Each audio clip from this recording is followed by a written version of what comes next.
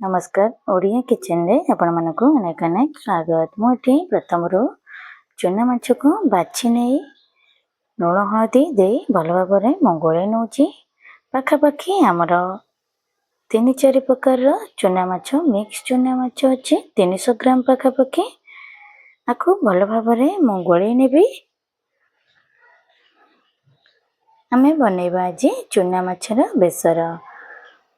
आपण मैंने जानी चुना माछ खाइले आखि बहुत भल। छोट छोट माछ देखा सीना किंतु आखिरे पावर बहुत होता है। आपको खाइले डॉक्टर भी कहते चुना माछ खाइले बहुत भल। मुझे गोले 5 मिनट रखी नहीं।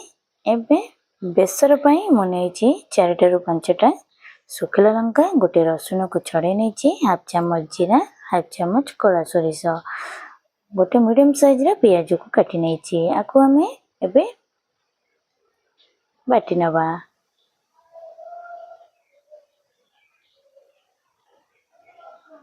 एथरे मो किछि पानी ऐड करके भल भाव चिकन करिया को मो बाटी नहीं।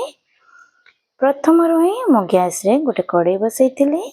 कड़ाईटा गरम हो सारी। एबे आमे दबा किछि सोरिष तेल। तेल आपण देखि पारुथिबे गरम हो सारानी तेल। एबे चुना माछ को आमे पकै नबा। आपण ए ट्रिकटा मने रखिथिबे जेबे भी चुना माछ भाजिबे गैस रो फ्लेम को हाई रखिबे। तेल भल भाव गरम करिवे। तापरे माछ को पकै साइला परे आपण टिके माछ को एपट सेपट तेल रे करि नेबे। जा फल कि माछ बिल्कुल भी आपणकर कड़े रे लागिबनी। सेमती गोटा गोटा है आपणकर भाजी हबो। आपण एठी देखि पारुथिबे मोर गोटे साइड हे सारलानी। मु पलटाई नउची।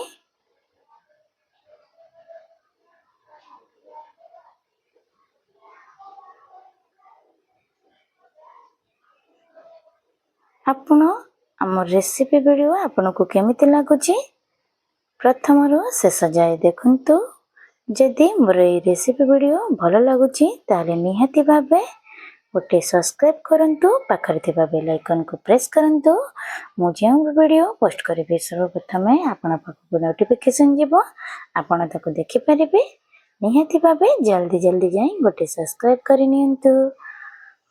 आपण एठी देखि पारुथिबे माछ मोर 80% भाजी साइलानी। चुना माछ हेउ किंबा बड़ माछ आको पूरा कड़क करी भाजीबेनी।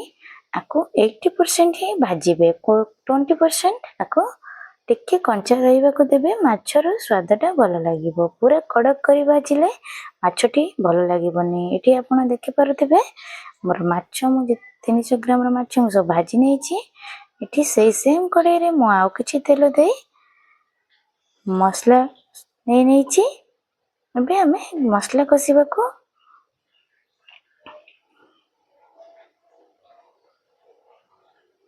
मसला रे एबे हमें कलर पाई हाफ चामच हल्दी गुंड हाफ चामच काश्मीरी लंका गुंड इथि गरम मसला किछि एठी हाफ चामच लुण। मु प्रथम बजार अधिक लुण नहीं। मत जी झोल दरकार मुझे लुण नहीं। मसला को एबे आमे भल भाव कषि नबा।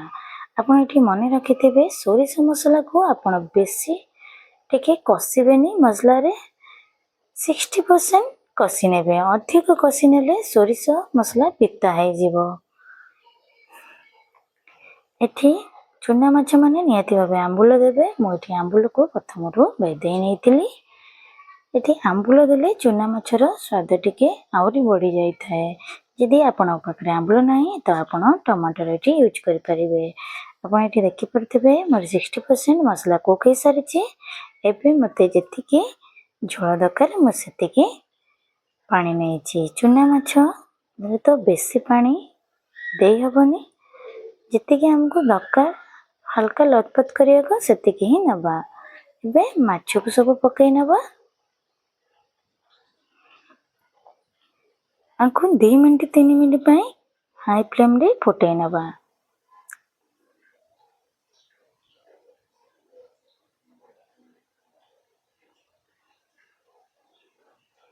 ଆପଣ ଏଠି ଦେଖିପାରୁଥିବେ ମାଛ ତରକାରୀଟି କେତେ ସୁନ୍ଦର ହେଇଛି।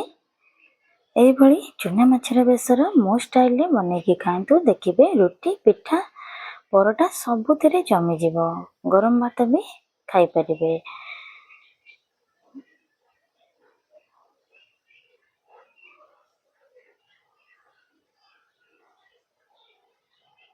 ଦେଖିପାରୁଥିବେ ଆରେ କେତେ ବଢ଼ିଆ ସୁନ୍ଦର ମଞ୍ଜିରେ ହେଇଯାଇଛି। ରହିଲି।